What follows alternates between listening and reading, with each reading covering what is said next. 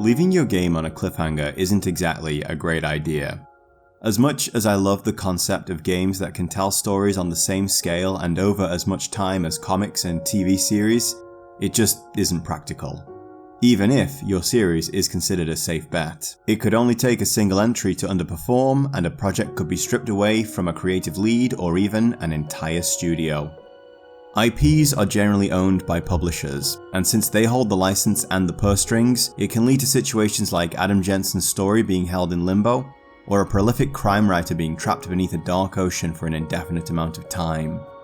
The legendary and infinitely powerful Four Horsemen of the Apocalypse couldn't escape this either. Even after Gunfire Games managed to secure the rights to finish what they started years ago, they still haven't finally closed the book on this one, though they've no one to blame but themselves for not spending their extra life wisely, and the same goes for Shenmue. There's also the real world to consider. Time passes and markets and audiences change, and of course, studios change too. Priorities shift, and publishers especially are eager to chase down trends and money. This is pretty much what happened with Funcom after Dreamfall was finished. The company had, and continues to have, great success with their MMO, Age of Conan. And while I'm not a player myself, I know a few people who are, and it sounds like great fun. As such, the studio wanted to pivot more into developing online experiences, and had a big project lined up called The Secret World. So Ragnar was shipped off to lead development on that, and Zoe's story was abandoned to an undetermined fate. 7 years passed, and the only thing anyone who worked on The Longest Journey could say about its future was, to have faith. In 2012, Ragnar finally broke away from Funcom and began his own independent studio, Red Thread Games. A studio with one simple mission: to create games with a soul. Something I can get behind 100%. The first order of business was securing the Longest Journey license from Funcom and making Dreamfall chapters. To remove the insipid influence of a publisher from the equation, Red Thread took to Kickstarter to get funding from actual fans of the game, and in turn make the conclusion that everyone wanted. The campaign was a success, raising over $1.5 million. A relatively small sum in game development, but it was enough to get things started. Dreamfall chapters released over a period between 2014 and 2017, and while its limited budget definitely showed, Arcadia and Stark had never looked better.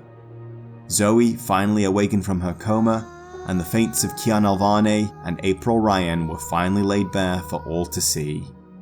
And so at last we are here to see how it all played out in the end. This is Dreamfall Chapters.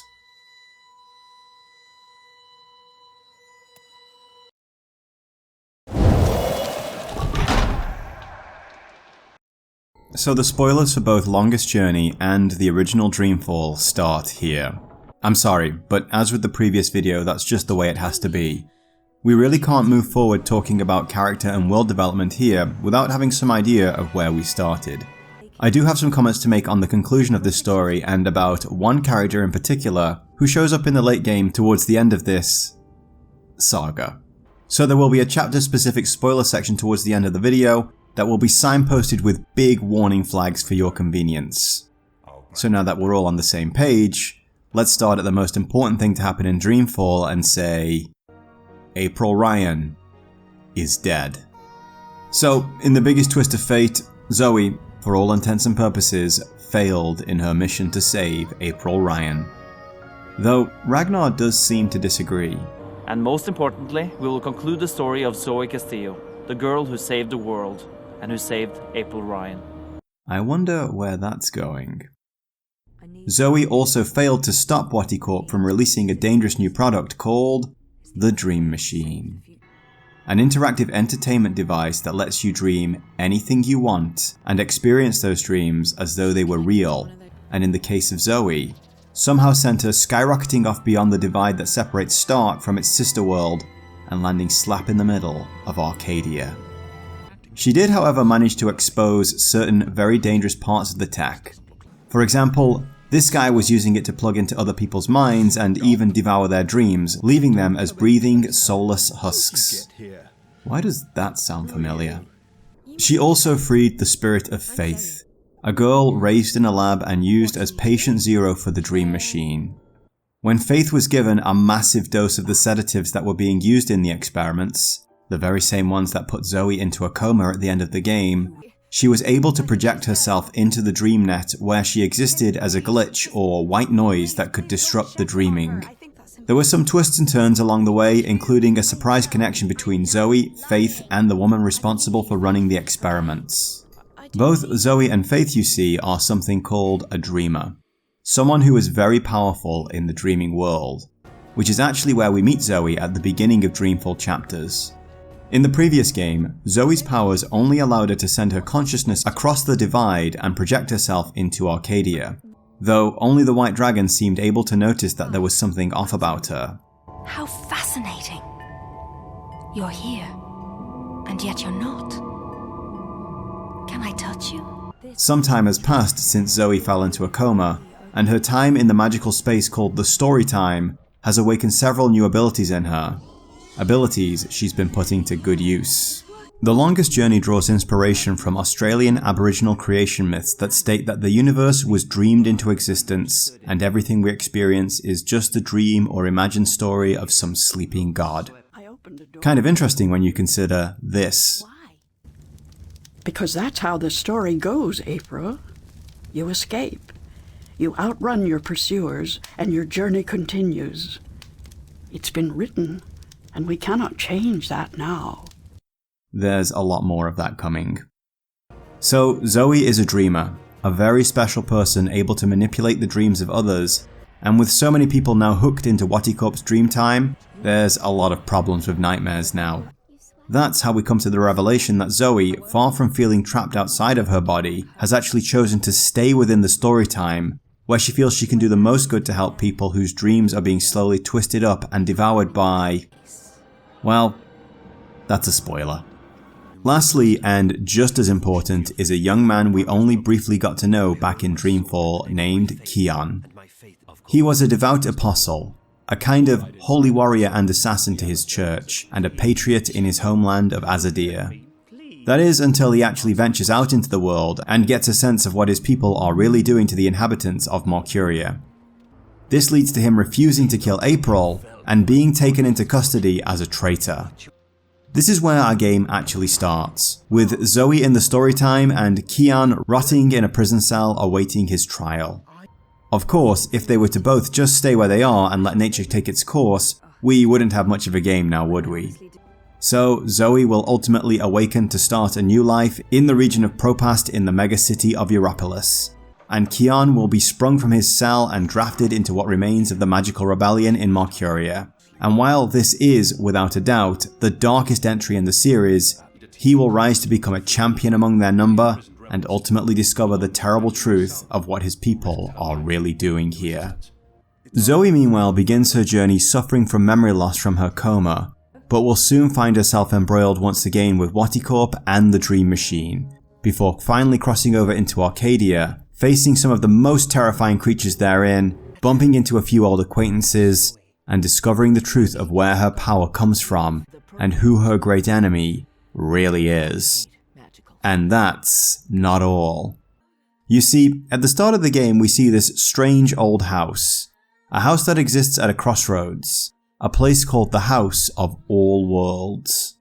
We hear the cries of a newborn baby, and we see a shift open. Peppered throughout the story, we'll meet this baby, a girl named Saga, and we'll watch her grow into a young woman. We'll learn about her dreams and see how she becomes a very important person by the end of this story, and indeed, many, many others. So yeah, as stories go, this one's a banger. It's not perfect, but it was well worth starting the journey with April to see how it all played out in the end.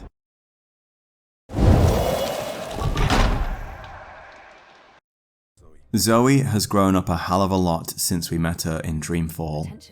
While at the start of the game she's lost much of her memories circulating the events of the previous game and her time after in the story time, she's not the same directionless youth we met living off her father's dime and spending all day watching TV in her underwear that we met at the start of the last game. Quite the opposite actually.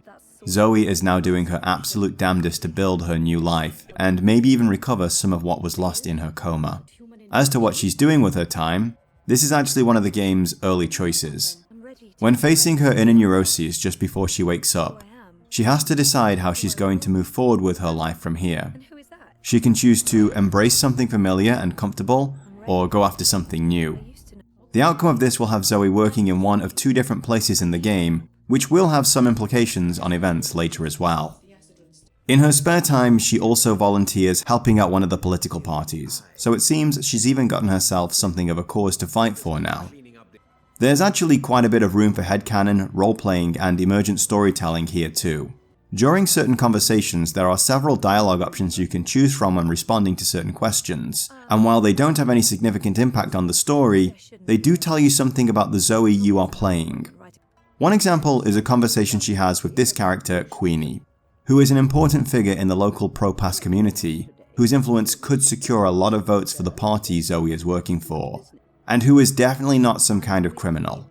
She's just a very well-respected businesswoman with a lot of influence over the Chinese community. I mean, could you imagine respectable politicians colluding with criminals to try to get more votes? What kind of dystopian hell is this? During this conversation, Zoe will be challenged on her motives for helping this particular party, especially with them being the major rival to the current ruling powers in the upcoming election. There's a selection of answers here, and all of them are basically right. That is to say that the choice you make here won't have any profound impact on the game. You won't fail a mission or be locked out of something later. It will just say something about your Zoe personally, and about the journey you are taking with her. Either way, Zoe isn't just a girl drifting through life who simply gets swept up in something much bigger than herself this time. She's a much more mature protagonist, and much more willing and able to assert her will on the story. This is exemplified by one of my favourite moments in the game, when we finally return to the house of the Gribbler that we visited with April all that time ago, and find something far worse is now residing there. The Gribbler, and indeed Roper-Clax you see, were ultimately the playthings of a more powerful and sinister creature called the Yaga. He once was an associate of ours. We called him Baba Yaga. No, not that Yaga. This Yaga. This is something of a late game encounter that takes place after Zoe has recovered her memory, rediscovered her purpose, and crossed over into Arcadia to take care of business once and for all. That's just how our girl rolls now. You got a problem with that? Well, you might be shit out of luck. Especially if you exist on the cusp of reality and the story time, because that's where Zoe can manifest her Jedi powers. In fact, let's just contrast this with something in Dreamfall. Here's young Zoe being held by the Eye, utterly terrified of what might happen to her if these corporate bullies take a dislike to her.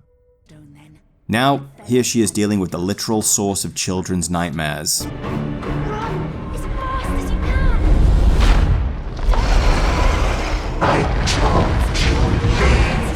That is some heavy character development right there, and this time we actually got to come along for the whole ride and see how our hero grows.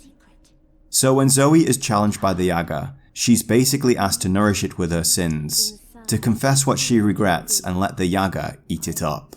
This is another of those moments where the choices only really matter in a role-playing sense. It might seem at the start like the Yaga has got you pinned in a corner and not doing what it wants could bring down that oh so terrible game over screen, but I didn't let that stop me from politely telling the old hag to go suck a dick. Sorry, I mean that I had nothing to offer her. I'm a man who lives without regrets.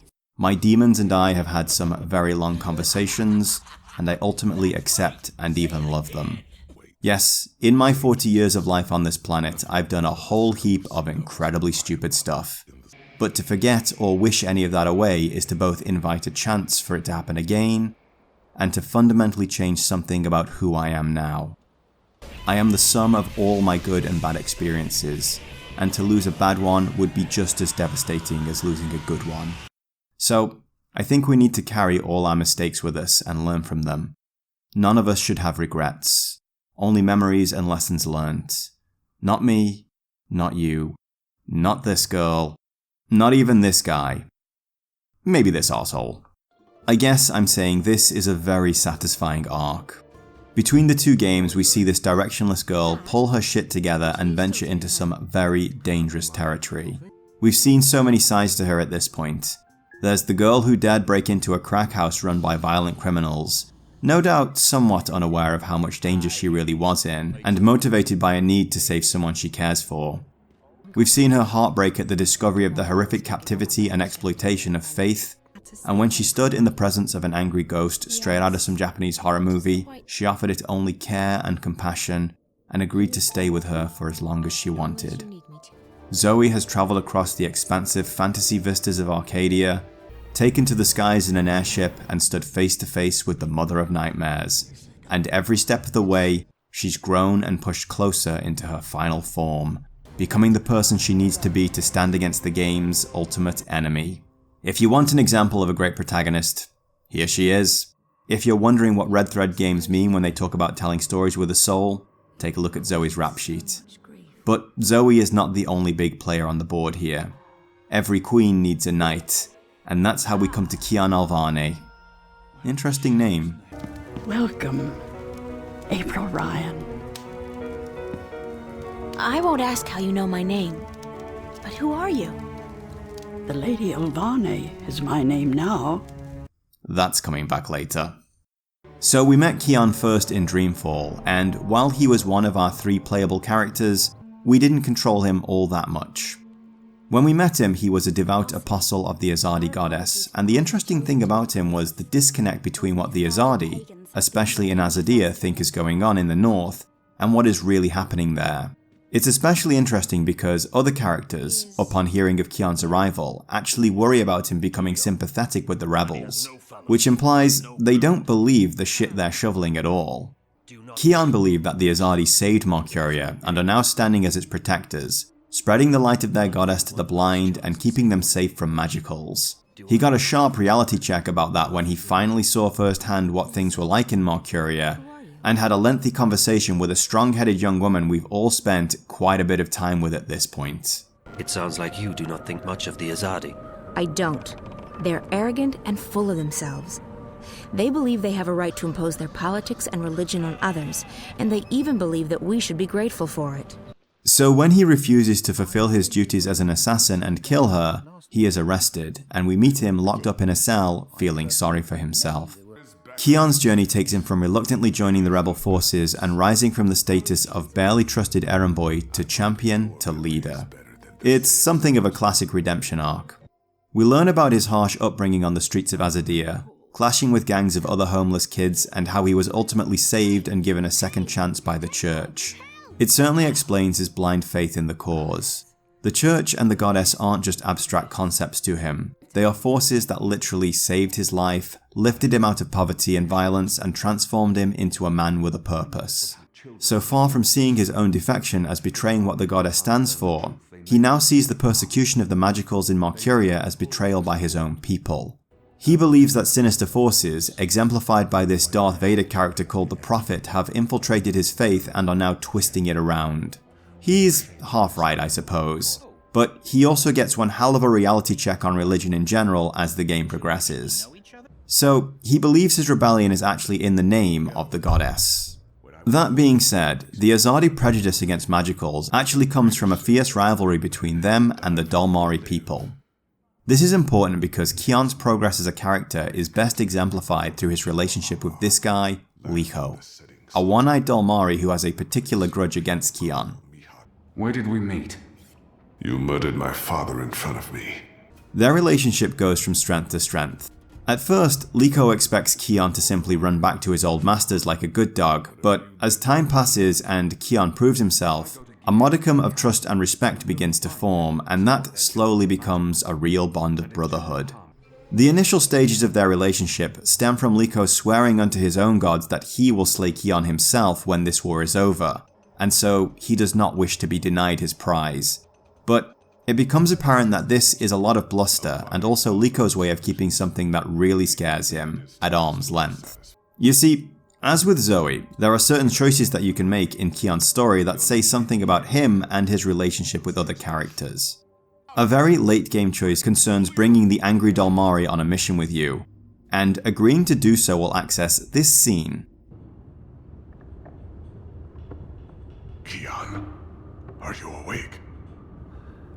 wasn't. This has now changed. Did I ever tell you how my society views people like us?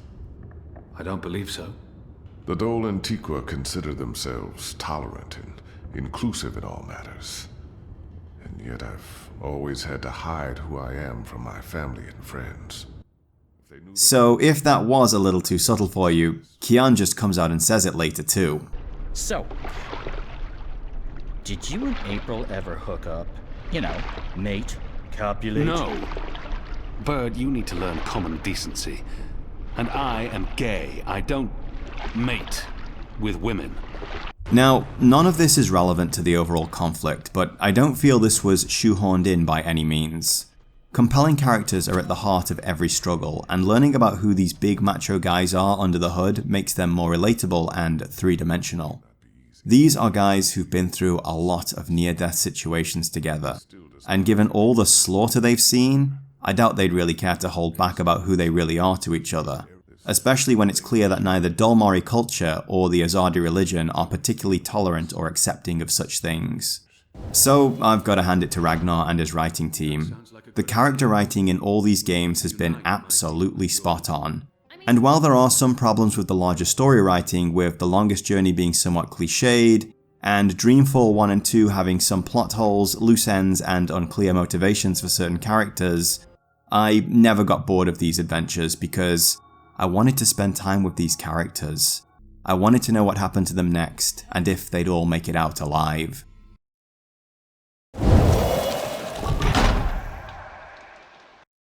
So, Arcadia now looks better than ever. In fact, all of the presentation does. It's not top-notch for its era. We've got some crazy rigid hairstyles, for example. And the previous problems we had with stiff animation and faces are also back, if slightly improved. But this is an indie game, so we need to accept limitations where we find them. The environmental design is just breathtaking though. And I've no doubt that what we see here is much closer to the visions the concept artists had for Arcadia back when they were making The Longest Journey than the pre-rendered backgrounds could show. The limitations the developers were working under are very much on display here. Not that anything about the presentation is especially cheap.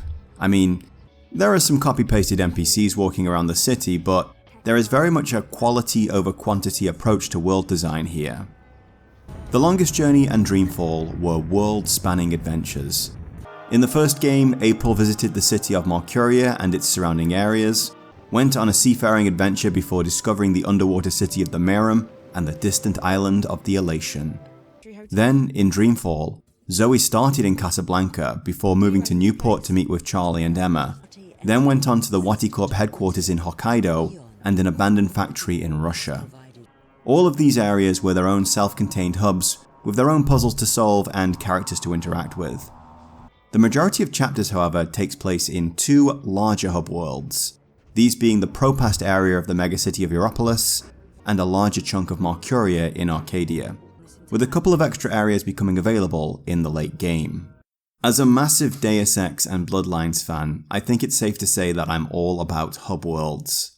I greatly prefer smaller locations that are exploited to their maximum potential versus massive sprawling locations that are basically empty. The limited number of variables that needs to be controlled in a smaller area means it's much easier to have things in the world react to the player's actions and imply the passage of time. Survival horror can do this by creating interesting ways for previously safe areas to once again have monsters to contend with, instead of just having everything respawn because it's a game and it doesn't want things to get too easy. Deus Ex really nails this though in its Hell's Kitchen hub. While you're given free reign to tackle objectives however you want straight off the bat, this is the first major social hub where you can explore, get quests, hunt for items, and generally go digging through nooks and crannies for content. And there's a hell of a lot of it. There's lots of people to talk to, things to see, and situations to get mixed up in. Even foreshadowing some late game content by dropping a secret Majestic 12 base right in the sewers. Your second trip there though, is after things have taken a turn for the worse, and oh boy can you feel it when you're out and about. The streets are quieter, locations that were full before are now almost empty. There's a greater presence of soldiers in the street, but most importantly, every NPC who you can talk to has something to say about it. They're not just recycling stock lines, they are very aware that something has changed, and that it's not good. Compare that with something like the Skyrim Civil War, where the only thing that really changes is which uniforms the guards are wearing, and everyone just gets back to business as normal. It would simply be too much work to have every NPC in a large open world say something unique about every possible variation of a larger convoluted plot, which is exactly why I prefer scaled down hub worlds. And in Dreamfall chapters, we get plenty of good reactivity here. First though, I've just got to take a moment to gush over this world design. I feel Mercuria got all the good stuff in Dreamfall. The majority of the locations in Stark were focused on displaying the more dystopian side of the world, and especially how things had changed after the mysterious collapse. Mercuria though, had this wonderful winter wonderland thing going on that really brought to mind Narnia in The Lion, the Witch and the Wardrobe, and also things like the opening of Fable 2. I mean, just look at this Chad here. Look at that swagger. You know he says, "Top of the morning to ya," versus a simple hello. That's not to say that everything on the Stark side was lacking in spectacle. Casablanca was a great hub world, but when you compare it to Propast in Europolis, well, this place has got dystopian sci-fi written all over it. In a blog post, Ragnar referred to Europolis as poverty-stricken and thoroughly corrupt, and after spending some time here, I'm inclined to agree. It's currently election season in Propast, as evident by the billboards you can see plastered all over the place. Zoe is doing volunteer work to help out the Unity Party, who are the only strong opposition to the current and long-running powers of the Alliance of European Democrats. Sorry, communists. It seems even in a dystopian hellscape you can't catch a break. Those would be the communists. Generally speaking, 40 million people got shot in the head during the World Revolution. But the communists, they all got shot in the head. While this particular thread of Zoe's life isn't super important, it does add some flavor to the world, especially when you see how the major quest revolving around this part of her life actually plays out. I won't spoil anything, but, well, just take a look around and tell me if changing the name on the door of the mayor's office is really going to make a difference. So you can see that these guys from the last game are very much back. And remember that reactivity I told you about?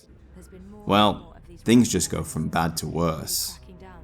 As you can expect, a lot of people aren't really happy with how the world is being run, and being at a moment of potential change is inciting a lot of action.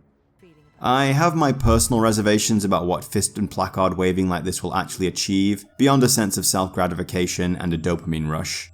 But you can't blame an oppressed mass for being angry at their oppressors, and maybe wanting to at least feel like they're doing something about it. After all, the alternative is... Yep, Waticorp went ahead and released their Dream Machine, and now the world is dealing with the consequences of that. Most specifically, dream junkies who have just had it and decided to check out of the world. And why not? If your reality really does suck 24/7, and you have the option of simply escaping into a fully immersive fantasy that's completely indistinguishable from the real thing, why wouldn't you? I believe that as a species, human beings define their reality through misery and suffering. The perfect world was a dream that your primitive cerebrum kept trying to wake up from. From a technical standpoint though, this particular hub is just rife with details. From the ad bots that, yes, they advertise to you as you're walking around, to the vending machines, the cool looking Google Glass video phones everyone uses, to this strange holographic sun that is apparently here to make up for the fact people can't actually see the real sun down here. Propast is absolutely jammed full of environmental storytelling. Each little area mixes up its lighting and mood to guide the player without the need for waypoints. While from the very start you can just run around and go see what's up, the story does a good job of taking you to each location in its own good time, giving you a good chance to get adjusted to the geography of the area.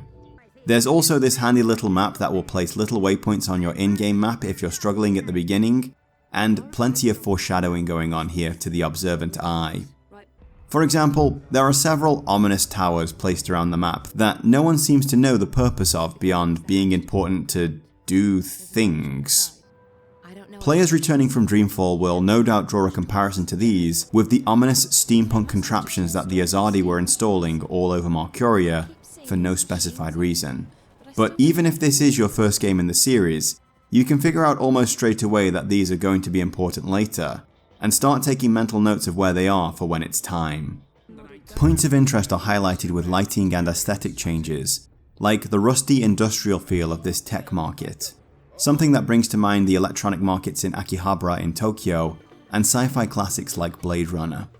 It's dark, it's grungy, and even feels a little dangerous. Contrast that with the Chinese market along the canal. It's bathed in a comfortable warm glow from countless paper lanterns, and watched over by the city's towering megastructures.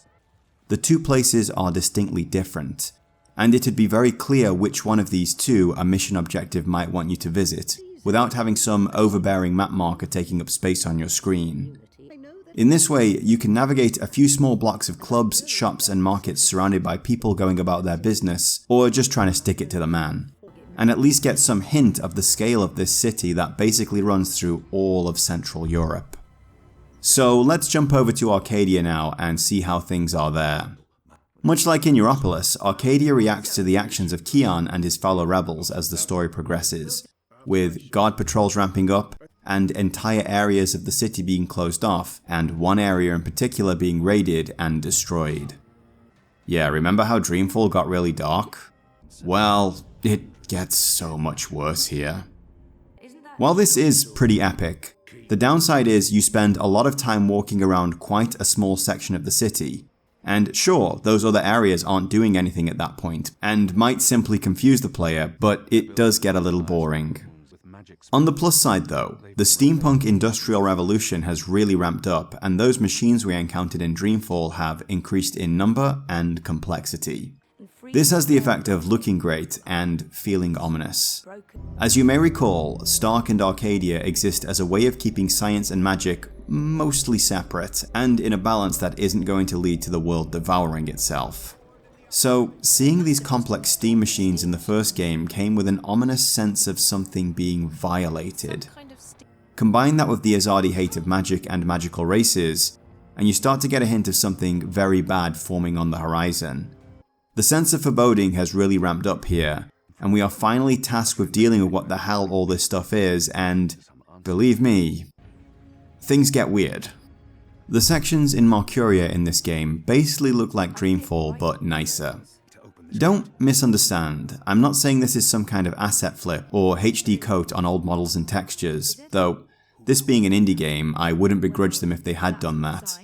And the story and characters on this side of the divide are all spot on. But we have seen all of this before. Where Arcadia really starts to shine for me is in the late game, when Zoe finally crosses over and we begin her quest to find Abnaxus and the Dreamer. Actually getting into the little guy's house is a really nice callback to The Longest Journey, and it's also where we encounter another of the game's returning champions. But after that, Zoe follows in April's footsteps and begins her own Frodo Baggins-esque trek across Arcadia. What they do very well in this game, just like in the first Longest Journey, is make a few small areas feel like a grand rollicking adventure. You're not going to be riding a horse for hours across an empty wilderness, thank God. But we'll be revisiting the house of the Gribbler that has somehow managed to get much creepier, have a brief encounter with the lovable Ben Bandu, before trekking across the mountains to encounter a strange civilization, and finally meet our old friend, who lays down some really heavy shit for our girl about who she is and just how much danger the world is in. I've mentioned before about my particular liking for Abnaxus, and his appearance in chapters only enhanced that. For one, it's actually really impressive just how much the creature I imagined looking at this low poly model with no textures looks like the final form of him here. There's a lot of tragedy in chapters. A lot. I mean, people die. So many people. Things just go from bad to worse, and unfortunately, even secluded away up here in the clouds, our little legend doesn't escape the overall sense of ending that this final entry has. When we meet him, he's clearly sick, and he mentions his family and the rest of his people have all moved on to another place. This linear time is poison to him, and it's not only killing him, but has now prevented him from ever following his people to wherever they went. He did all this so he could be here at this time and in this place to meet Zoe and help her in this final task to save the Dreamer. Now remember, the Ular experienced their entire existence in a single moment. That means from the moment he was born, Abnaxus knew that he would die alone on this mountain, far from his wife and his daughters, and knowing he can never see them again. While the mechanism of the Ular perception of time isn't clear, it still says a lot about this guy that despite everything, he is here waiting for Zoe and is content to turn to dust in a world that doesn't belong to him for the sake of something so much greater than himself. I could go on, but this was a wonderful final trip and a great send-off to these two incredible and contrasting worlds. In that regard, I'm actually glad that this was a low-budget indie game and not some sprawling AAA mess.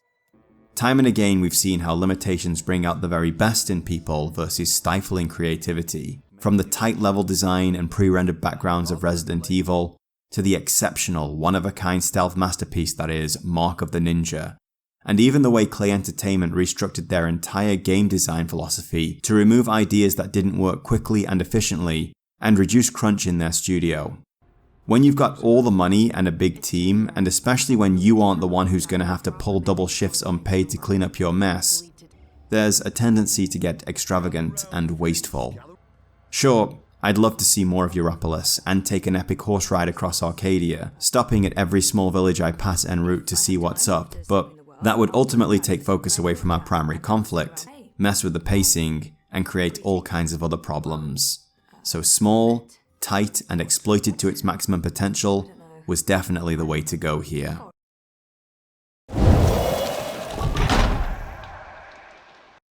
So there's a lot to unpack here. Most of it good, some of it not so good, and some of it very par for the course. All three entries in this series came out on different generations and all were targeted at different audiences. The Longest Journey was a true point-and-click adventure game and targeted very much at a somewhat niche PC-only audience, while Dreamfall was an experiment in bringing the genre to consoles, keeping all the story beats while removing some of the elements of point-and-click adventures that had fallen out of favour by the time it released.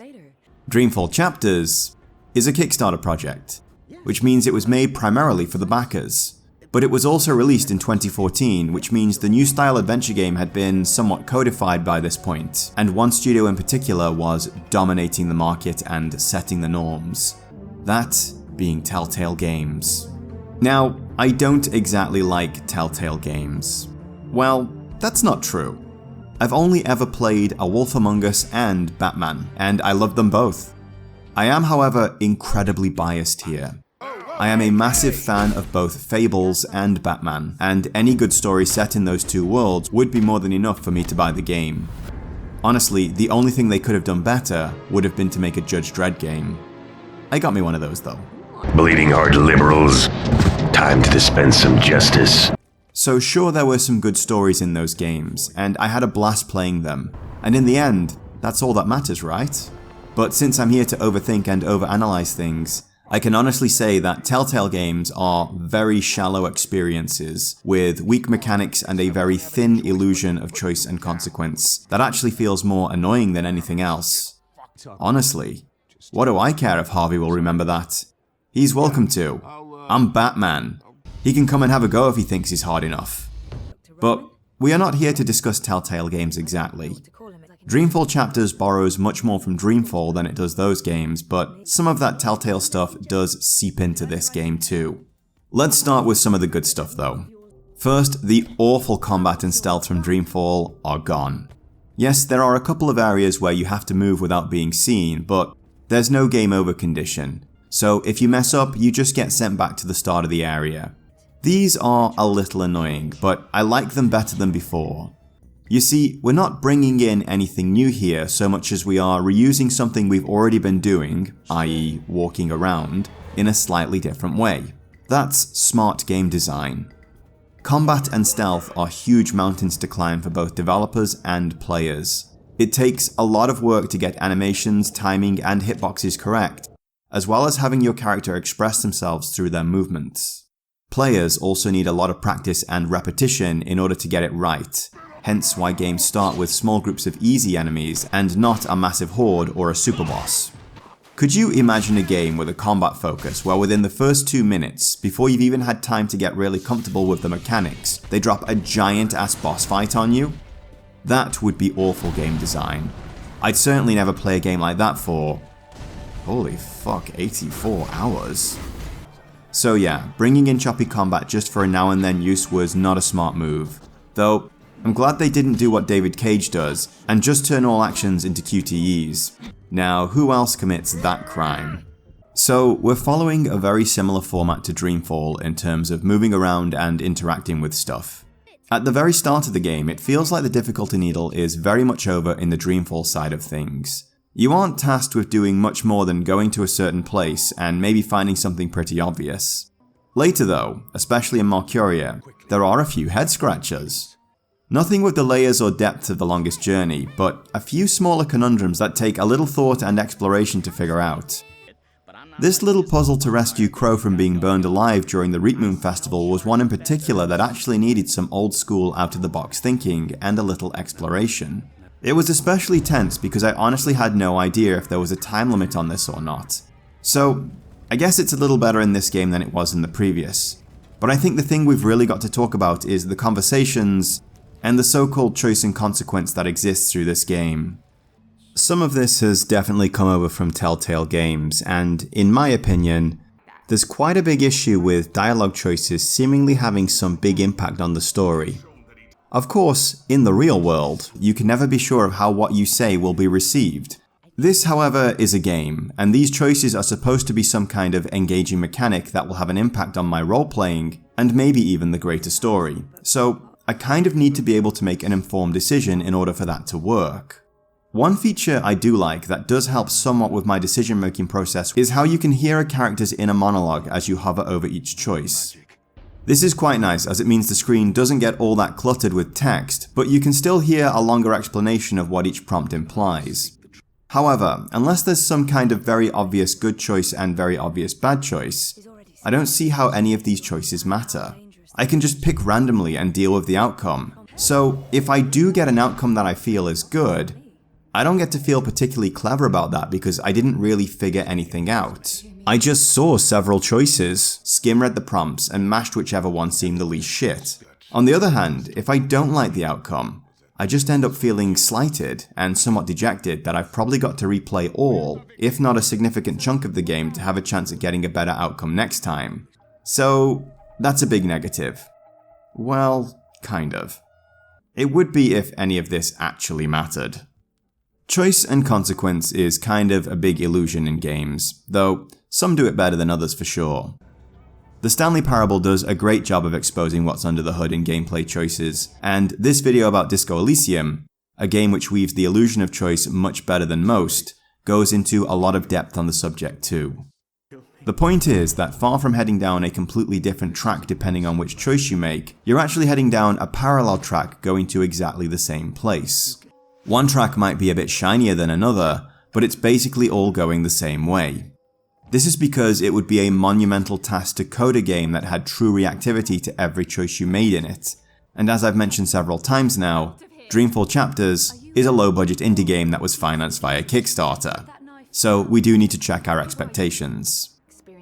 There are some benefits to these systems though, especially in the role-playing department. Remember earlier when I was talking about the Yaga? Well, that kind of thing is really cool, and littered all around the game. Depending on what you say in these role-playing moments, you get this cute little balance has shifted prompt, which I guess is just Chapter's way of doing X person will remember that, and is a visual cue to imply something important just happened when basically nothing did. But it adds a little weight to these role-playing moments. There are minor changes here and there depending on your choices, and the fate of some characters will hang in the balance, so there's definitely incentive to play through again and see the other outcomes. One example involves Kian interrogating an Azadi officer for information. You have the option of employing physical torture or blackmail to extract what you want from him. Now, make no mistake, this guy is an absolute piece of garbage who was having relations with a magical. A very young magical who clearly wasn't into it. And the punishment for being caught for that far outweighed any hurt I could put on him in this little shack. Regardless of which method you choose, you're going to get the information either way. And I personally used the threat of exposing him to extract the information and then let him go with instructions to report back to me every week with any intel the rebels could use. I had a vice on this guy's nuts, and I was happy to exploit it. Good job, I thought. Smart thinking. And Kian won't have the kind of PTSD that comes with committing horrific acts of torture, even on someone so deserving of such pain. Unfortunately, Liko thought that because torture wasn't used, the information couldn't be trusted, and that I should have straight up murdered the guy for his crimes and wasn't happy that I hadn't. While I get he's hot-headed, there's absolutely no way I could have predicted this outcome. I wasn't even aware that I'd have to show him any receipts when I was given this challenge. So Liko ignored my information regarding a raid on the magical ghetto, and a lot of rebels died as a result. I wound up feeling slighted by the game after that. That being said, were I to do it all again, I still probably wouldn't torture the guy. Kian just doesn't strike me as the type, and maybe that's the real point after all. It's less about knowing and choosing what's going to give you the best story outcome, and more about role-playing a character, making decisions based on what you know now, and just dealing with how it plays out down the line. The game, however, does get it right just as much as it pulls this Witcher 3 bullshit on you. I think one of the best examples was actually a moment where I didn't do something and there was a consequence. There's a mid-game puzzle involving knocking out and stealing some tools from one of the guys working on the pipe network in Marcuria. After you've got his tools, the barkeep reminds you to return them before the guy wakes up or the theft will be reported and the Azadi guards will no doubt have questions for him. So a clear objective is established and the consequences for not completing said objective are known to me up front.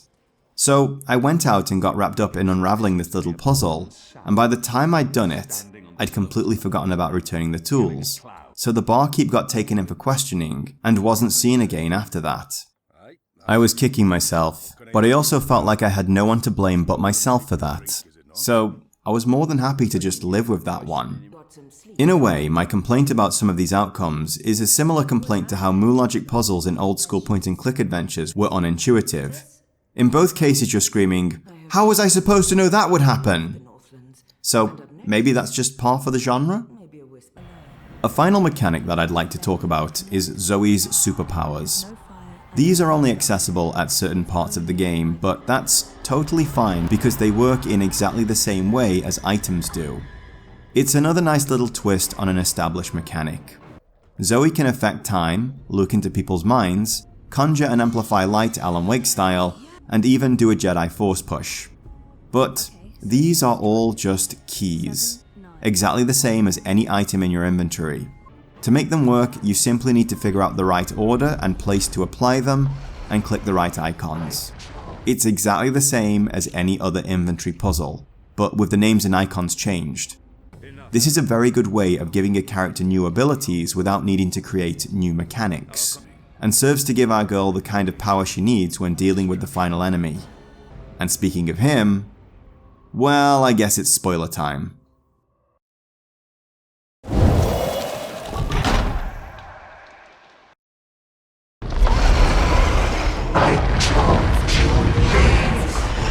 So welcome to the spoiler section. If the big warning before the start of this chapter didn't chase you away, then let me say one more time that I am about to talk spoilers for this game and the entire saga. Okay? Okay. Let's go. So our third and maybe most important playable character is this little girl, Saga. Our time with her is brief, but she is a character of significant importance later in the game. So, if any of you play tabletop role-playing games, you may have had an incident with certain games masters where, out of the blue, an incredibly cool and very clued up self-insert character turns up to Deus Ex Machina the players out of trouble. I use this particular analogy because I was once upon a time that GM, and no, my players weren't impressed that I stole their moment of glory like that. Okay, it's not all that bad. We the players at least have time to get to know Saga and figure out who she really is, and maybe make sense of this particular statement from Ragnar. The girl who saved the world, and who saved April Ryan. I mean, that can't be right, right? April died. Zoe failed. Well, April doesn't seem to think so. I didn't save anyone. You did. How? I was trapped. You freed me. To be honest, this isn't much of a twist. The implications here are pretty heavy-handed. From a shift opening up as we hear Saga's birth cries, to the white dragon approaching her as a baby and addressing her as a sister, which is what she also calls April. So yes, Saga is April Ryan reborn. Not a shifter, but a traveller through worlds along many paths that connect them in both time and space. Now, I'll show my hand here and say, I'd absolutely love to play a game about Saga, and get a better understanding of who she is, and how she came to be this kind of errand girl for fate, popping into other people's stories, offering a little deus ex machina, and then sauntering off like she's Doctor Who, all because... Because that's how the story goes, and it's been written, and we can't change that. Now shush. Now, where have I heard that before? Because that's how the story goes, April. You escape. You outrun your pursuers, and your journey continues. It's been written, and we cannot change that now. From a gameplay standpoint, Saga's story takes place in a few intermissions between chapters, where we see her growing up and confined to the House of All Worlds by her father Magnus. Magnus isn't a bad guy, but he lost his wife when Saga was very young and was left to bring her up by himself. He clearly isn't fully aware of how what he's doing is damaging his daughter, and simply doesn't know any other way to keep her safe while he waits on the faint hope that his wife will one day come home. So we're confined to a few small rooms and given some puzzles to fulfill within a very limited space. I'm actually a big fan of this minimalist level design. I've half a mind to make a video on the train level of Resident Evil 0, as it's a real masterclass in extracting maximum gameplay under strict restrictions. These puzzles aren't all that tough though. Mostly it's just find a bunch of key items and place them somewhere. We do get to hear Saga's internal monologue on the house and her life as we progress though. This leads to the final puzzle when she's in her early teens and breaks down the wards holding her in place to finally go out into the great beyond and find her own story. So Saga turns up right at the end to do April Ryan stuff.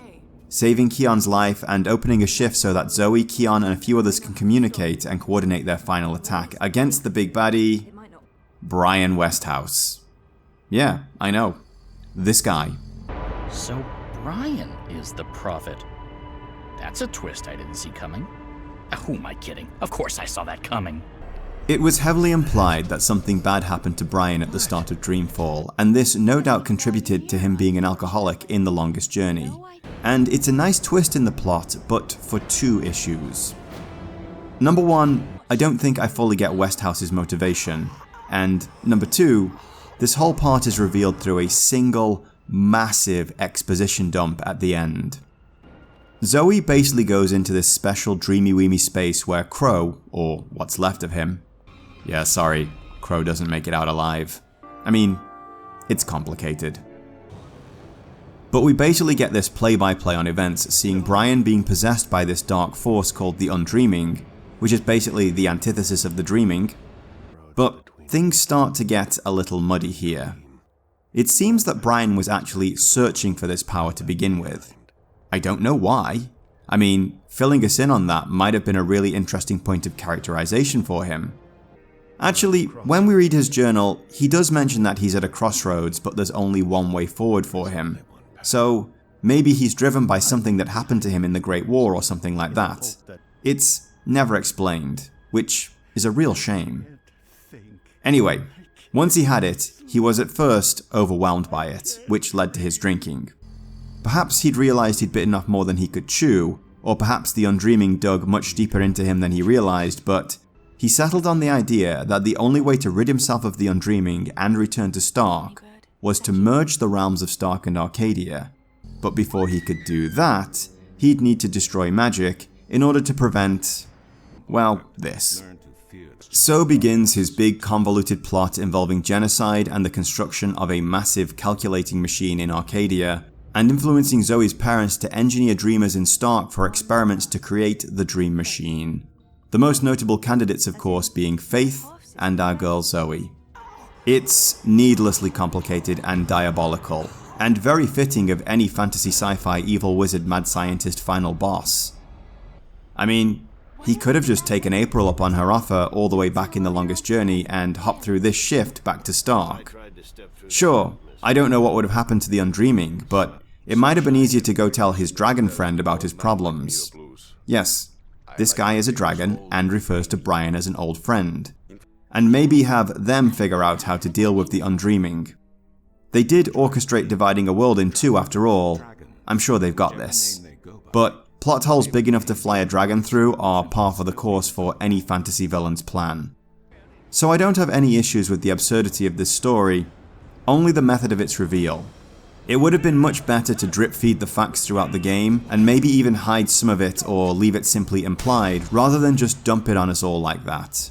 It leads to a cool last stand in an awesome magical tower and super science lab, throws in some twists and turns that I haven't spoiled, and ultimately ends in a very satisfying way, with the dreamer and the undreaming realizing that they are simply two parts of one whole, and that they must exist in balance versus trying to devour each other. Which, as you may have noticed, has been a big theme through this entire series. Which brings us to the very end. So a lot of threads get tied up. Zoe moves back to Casablanca with her father, and we find her heavily pregnant at the end of the game. Kian and Saga go off adventuring in Azadir with a view to end the tyranny of the church and restore, well, balance, I guess. Saga, being very clued up on how stories go, informs Kian that he'd do well to adopt her so that she can use the power of his name around the city, turning her into Lady Alvane. Which is where our story closes. Many years have passed, and our young and exotic heroine has grown into a tired old lady who has found her peace back in the house where she grew up and was once confined. I love this comfy chair line. It's the comfy chair. She sometimes entertains guests and shares stories with them, and even has a longtime friend in... Well, if April can be reborn, then I've no doubt the most magical of all magical birds has got that covered too. But alas for poor Crow, he must depart, for Lady Alvane is expecting one final guest.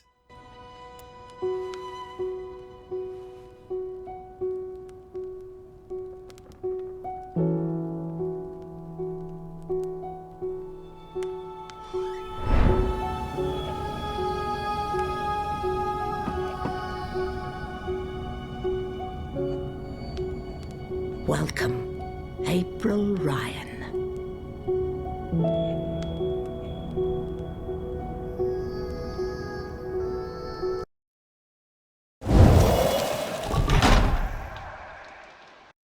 The credits roll, and we are treated to some spectacular artwork depicting the major events of our entire story, while the music and the whole atmosphere stirs what might be tears up from somewhere in the depths of our very souls.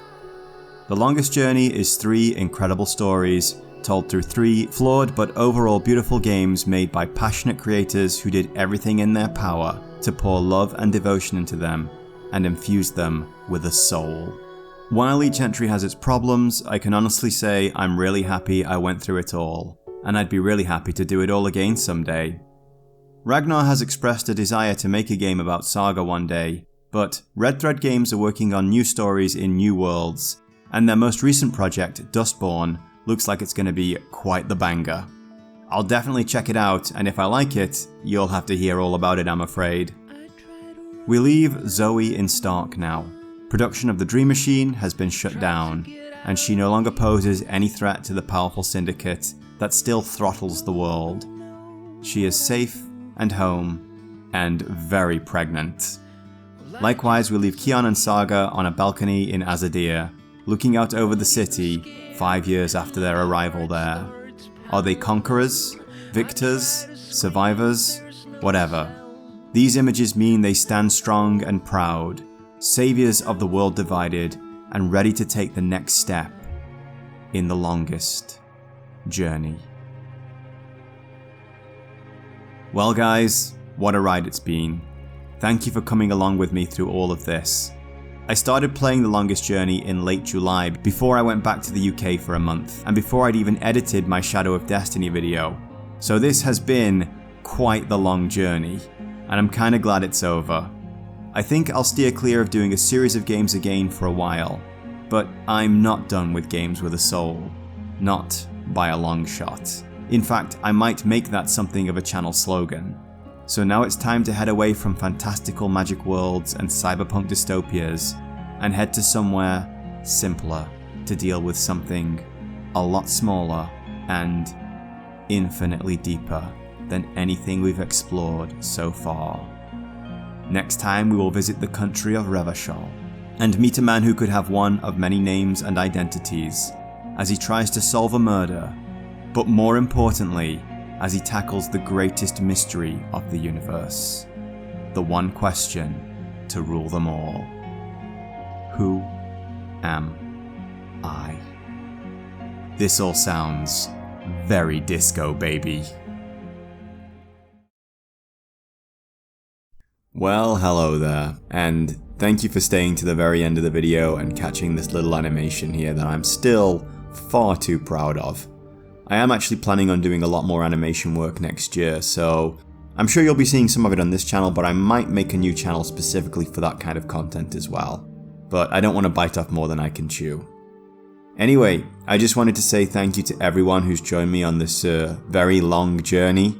It has been kind of a ride, and not all great, but it was a big challenge, and I'm glad that I did it. I really do think I'm going to steer clear of doing another series for a while, maybe not at all next year, but we'll see. I get these bizarre inspirations and things just kind of take off from there. Anyway, thank you to everyone who keeps coming back. Don't forget to like, subscribe, ring the bell, do all the things that help the channel grow, engagement, etc. And feel free to follow me on Twitter, assuming that's gonna survive whatever Elon's doing to it. But yeah, thanks again, and rock on.